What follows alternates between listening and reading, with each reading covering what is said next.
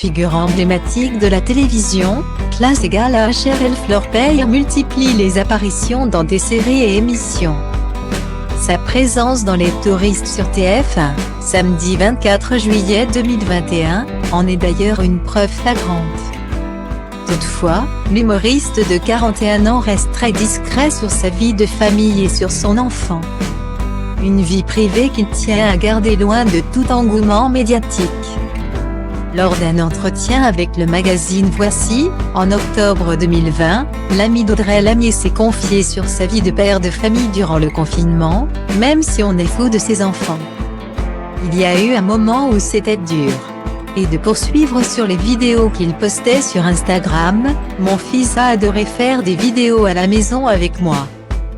Dans ma parodie de Disney, c'est lui qui corrigeait mes chorégraphies en faisant attention à ce qu'on ne voit pas ses pieds dans le cadre.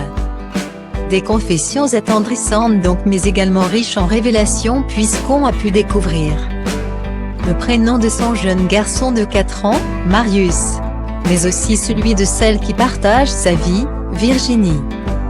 Tandis que Florent Peire est un habitué de la scène, Virginie Streff est à la fois comédienne et organisatrice d'événements. En mars 2017, elle avait organisé le festival Rirosaur, un événement d'une durée de 3 jours où les humoristes peuvent skier et s'amuser entre leurs représentations. Elise Moon, Caroline Vigneault et Florent Peire étaient d'ailleurs les têtes d'affiche cette année-là. Tout aussi discrète que son conjoint, cette dernière s'était exprimée aux médias d'ici sur les raisons qui l'ont encouragée à organiser ce festival.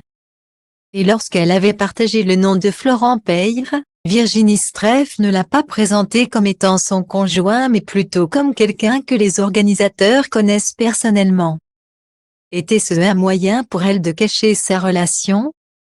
Actuellement en tournée, la comédienne partage sur les réseaux sociaux les dates de ses prochaines représentations. Et c'est à Avignon que l'on peut la retrouver puisque selon son compte Facebook, elle y présente son spectacle intitulé Massacre à la princesse, un conte de fées interdit aux enfants. Comme elle le précise, mais qui ne risque pas de manquer d'humour.